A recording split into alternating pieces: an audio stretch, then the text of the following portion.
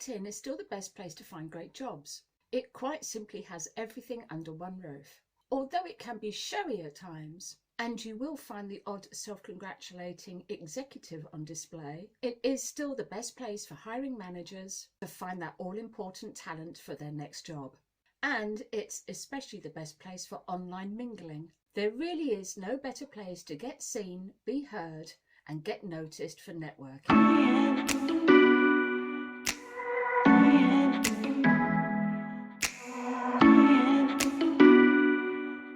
The art of communication is one thing to master and master it well, but it's a whole new ball game if you can charm the birds from the trees and even the most ruthless of journalists. And it is this that you will need to conquer if you're going to get ahead in PR. So time is precious, and in this video I will show you how to make the most out of LinkedIn for your next PR role. Now I'm assuming you already have a LinkedIn account set up. Okay, stop the video and go there and sign up now, add your CV, fill in your profile and put a really snappy up-to-date photo in. And then come back here when you're done. Okay, the first thing to remember is that everybody knows everybody else in the PR world and everybody is connected on LinkedIn. Journalists know PR agencies and publicists and vice versa.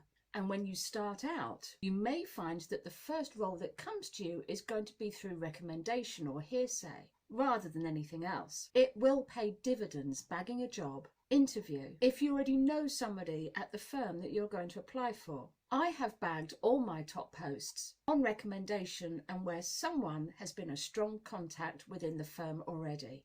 Of course, there is a lot more to do than just smile sweetly and know how to charm. The art of creating a killer CV and cover letter is something that you'll also have to master. After all, it is your resume that will do all the work for you. However, there is always networking, and this is where LinkedIn comes in. It is at this point that you can present yourself to the world as a charming, charismatic PR professional you were born to be. So where do you start to build your profile when you are completely new to the world of networking on this platform? First off, if you are completely new, then get in touch with old work colleagues, friends and chums, and professionals as much as you can. Then check out the groups and join some carefully chosen conversations. Remember, when you get into the swing of networking and start applying for jobs, hiring managers, especially in PR, will be checking out all your social media profiles. We have an excellent video on that here to make sure that your profiles are PR hiring ready. So how do you get to know somebody in a business like a PR agency when first starting out on the LinkedIn platform? First off, don't go steaming in and start randomly trying to connect with all and sundry. That won't work, and it is the quickest way to get yourself ignored or at worst blocked. Look for any mutual connections first, like seconds. Thirds tend to be a bit too distant, so stick to seconds if I was you. Thirds are usually too remote, and you're not likely to get an engaged response for somebody who is a third connection. Not at this stage. Check out the hiring manager under the job title and do a LinkedIn search for that. Look under company employees. Then look at the activity on their site, on their profile page. You will notice recent posts and comments that they've made. And you'll be able to see if they're interested in specific themes and niches and news items. Check these out and see if you can constructively leave comments and interact that way. By this, you are subtly starting a conversation.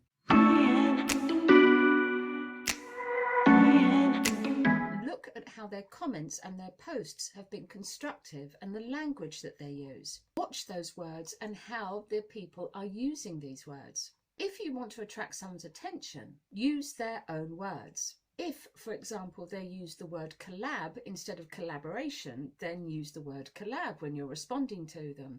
That way you are mimicking and mirroring their language and thus talking to them on a subconscious level, which means they're more likely to like you and engage with you. If you want to know more about this coercive technique of networking, then check out the course in the description box below.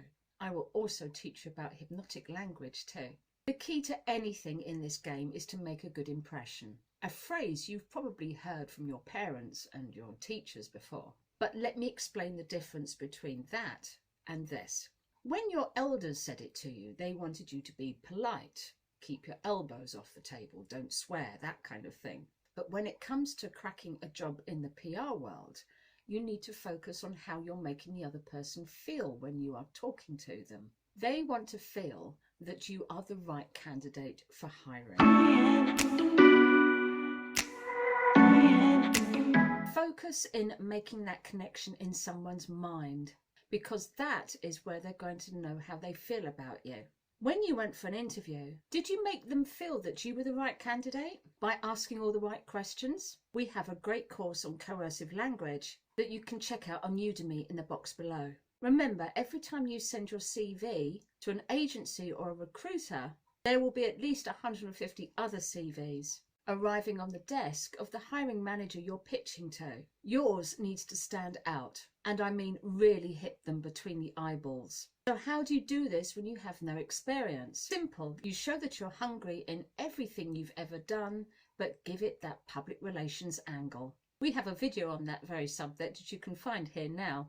Be careful not to join in the heated debates on LinkedIn. These ones are the political ones, and they're usually better off to stay out of. It's always best to leave these to the others who don't mind being hugely opinionated. The best thing to do is always stick to discussions about your niche or your industry. This is where you will show to others through your engagement that you're knowledgeable. The great thing about LinkedIn is when someone leaves a comment, you can see their job title alongside their public profile picture as well. So you'll be able to cut out the ones who are going to be influential and the ones who won't be. Look out for the ones who are at hiring manager level, particularly the ones who you would, I suppose, report to. So if you're looking to be an accounting assistant, look out for the titles that have account manager, that kind of thing. And go for the specific companies that you're interested in.